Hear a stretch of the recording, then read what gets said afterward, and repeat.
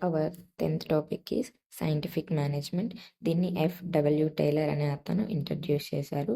ఇతను father of scientific management. Management అంటే people ద్వారా వర్క్ని చేపించుకోవడం. Scientific means systematic, analytical and objective approach. ఇతను కొంచెం లేబర్కి సపోర్ట్గా మాట్లాడతారు. అండ్ వేస్టేజ్ని తగ్గించి ఎక్కువ అవుట్పుట్ని ఎలా ప్రొడ్యూస్ చేయాలి అని ఇతను ఇందులో చెప్తారు. అండ్ ఎంప్లాయీస్ని ప్రాపర్గా ట్రైన్ చేసి మనకి అవుట్పుట్ అనేది మ్యాక్సిమం ఎలా రావాలి అని చెప్తారు. వర్కర్స్ని సరిగ్గా సెలెక్ట్ చేయకపోవడమే వేస్టేజ్కి కారణం అని అంటారు. Next, coming to elements of scientific management. First point, ఏదైనా వర్క్ చేసే ముందు ప్లాన్ని మనం ముందే డిజైన్ చేసుకోవాలి. ప్రాపర్ వర్క్కి సూటబుల్ పర్సన్ని సెలెక్ట్ చేయాలి. తక్కువ టైంలో మనము ఒక వర్క్ని కంప్లీట్ చేసే విధంగా ఉండాలి. అండ్ ఆల్సో ఒక పర్సన్ని సెలెక్ట్ చేసేటప్పుడు వాళ్ళకి తక్కువ టైంలో ఒక పర్సన్ని సెలెక్ట్ చేయాలి. అంటే వాళ్ళ స్కిల్స్ అండ్ టెస్ట్ చేసి మనం సెలెక్ట్ చేయాలి ఒక పర్సన్ని. ఒకవేళ ఎంప్లాయీస్కి తక్కువ స్కిల్స్ ఉంటే వాళ్ళని మనం ట్రైన్ చేసి వాళ్ళ స్కిల్స్ అనేటివి ఇంప్రూవ్ చేయాలి. అండ్ ఆర్గనైజేషన్లో ఉన్న ప్రతి ఒక్కరికి మనం ఈక్వల్ వర్క్ అనేది డివైడ్ చేస్తే వర్క్ అనేది స్మూత్గా రన్ అవుతుంది. ఈ ఎలిమెంట్స్ ఆఫ్ సైంటిఫిక్ మేనేజ్మెంట్ మనకి మేనేజ్మెంట్లో చాలా ప్రాబ్లమ్స్ని అయితే క్లియర్ చేసింది. That's it. Principles of scientific management. ఇందులో మనకు 4 ప్రిన్సిపల్స్ ఉన్నాయి. First one, determination of true science by investigating and analysis. ఇందులో ఎంప్లాయీస్ వర్క్ని బాగా పర్ఫెక్ట్గా చేస్తున్నారా లేదా అని ఇన్వెస్టిగేషన్ చేయాలి. అండ్ వర్కర్స్కి కొన్ని రూల్స్ అనేటివి ఇవ్వాలి, అంటే వర్క్ ఇలా చేయాలి అనేసి. వర్కర్స్కి కావాల్సిన పూర్తి ఇన్ఫర్మేషన్ వాళ్ళకి ఇస్తే వాళ్ళు వాళ్ళ వర్క్ అనేది ఎఫెక్టివ్గా చేయగలుగుతారు. వేస్టేజ్ ఆఫ్ టైం అండ్ ఎనర్జీని రెడ్యూస్ చేయాలి. ఎంప్లాయీస్ వర్క్ చేసే ప్రాసెస్లో బెస్ట్ మెథడ్స్ని ఇంప్లిమెంట్ చేయాలి. ఏదైనా వర్క్ చేస్తున్నామంటే అది ముందుగానే ప్లాన్ చేసి ఉండాలి. తక్కువ కాస్ట్తో ఎలా ఎక్కువ మ్యాక్సిమం అవుట్పుట్ ఎలా తీసుకురావాలి అని ఒకసారి ప్లాన్ చేయాలి ముందే. Next, second one, scientific selection, training and development of workers. మనం ఒక పర్సన్ని ఒక వర్క్కి సెలెక్ట్ చేసేటప్పుడు వాళ్ళు సూటబుల్గా సెట్ అవుతారా లేదా అని చెక్ చేయాలి. ట్రెడిషనల్ వేలో సెలెక్ట్ చేయడం కంటే సైంటిఫిక్ మెథడ్లో ఒక పర్సన్ని జాబ్కి సెలెక్ట్ చేయడం చాలా ఇంపార్టెంట్. అంటే సమ్ ఇంటర్వ్యూస్ పాస్ అయిన తర్వాత, ఎగ్జామినేషన్ క్వాలిఫై అయిన తర్వాత వాళ్ళని జాబ్లోకి తీసుకోవడం బెస్ట్.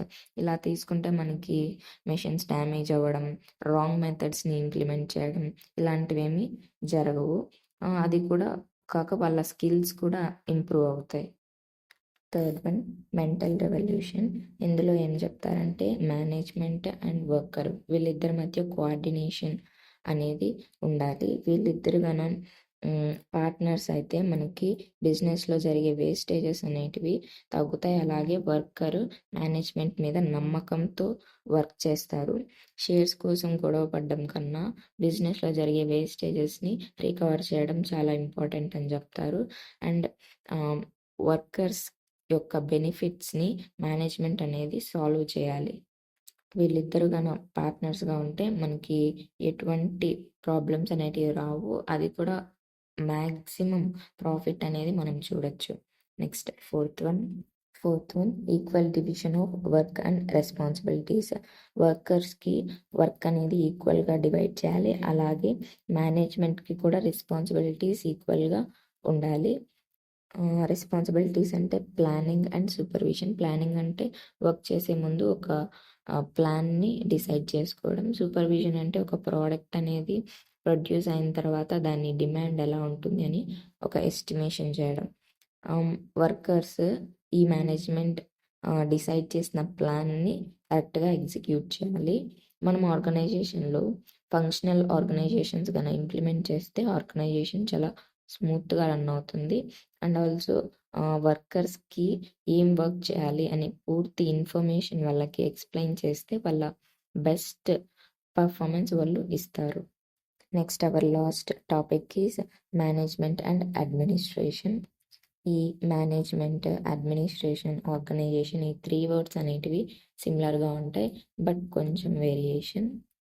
ఫస్ట్ అడ్మినిస్ట్రేషన్ అంటే మాస్టర్ ఆఫ్ ఇండస్ట్రీస్. వీళ్ళు టాప్ లెవెల్ వాళ్ళకి సంబంధించిన వాళ్ళు, like CEOs, board of directories. వీళ్ళు ఆర్గనైజేషన్ యొక్క గోల్స్ని డిసైడ్ చేస్తారు.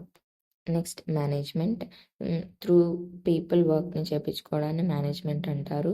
అడ్మినిస్ట్రేషన్ వాళ్ళు ఏమైతే చెప్తారో అది మేనేజ్మెంట్ వాళ్ళు ఫాలో అవుతారు.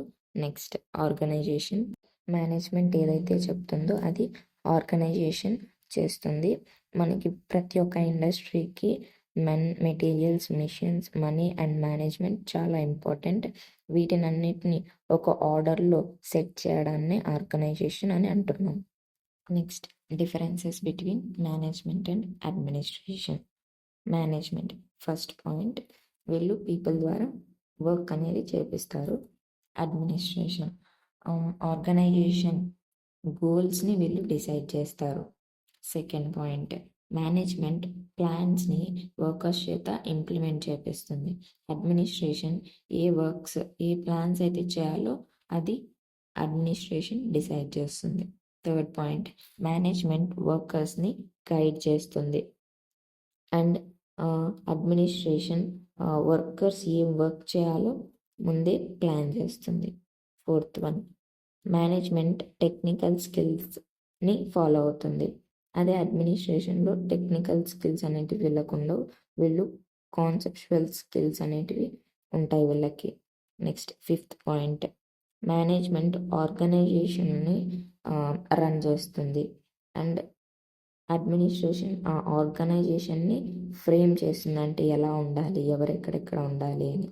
నెక్స్ట్ సిక్స్త్ పాయింట్, మేనేజ్మెంట్ గూడ్స్ని ప్రొడ్యూస్ చేస్తుంది బట్ అడ్మినిస్ట్రేషన్ గూడ్స్ని ప్రొడ్యూస్ చేయదు. సెవెంత్ పాయింట్, మేనేజ్మెంట్ శాలరీస్ అనేటివి తీసుకుంటుంది, అదే అడ్మినిస్ట్రేషన్ శాలరీస్ ఏముండవు, లైక్ వాళ్ళే బోర్డ్ ఆఫ్ డైరెక్టరీస్ కాబట్టి వచ్చిన ప్రాఫిట్ వాళ్ళకే. నెక్స్ట్ ఎయిత్ పాయింట్, వీళ్ళు మేనేజ్మెంట్ అనేది మెటీరియల్స్, మిషన్స్, మనీ వీటన్నిటిని కోఆర్డినేట్ చేసి ఆర్గనైజేషన్ యొక్క గోల్స్కి రీచ్ అవుతారు. అడ్మినిస్ట్రేషన్ ఫైనాన్స్, ప్రొడక్షన్, డిస్ట్రిబ్యూషన్ని కోఆర్డినేట్ చేసి అది ఆర్గనైజేషన్కి ప్రొవైడ్ చేస్తారు అండ్ దీని ద్వారా ఇలా ఒక బిజినెస్ అనేది సక్సెస్ఫుల్గా రన్ అవుతుంది. That's it. మీకు అర్థమైందని అనుకుంటున్నాను. Thank you. Bye friends.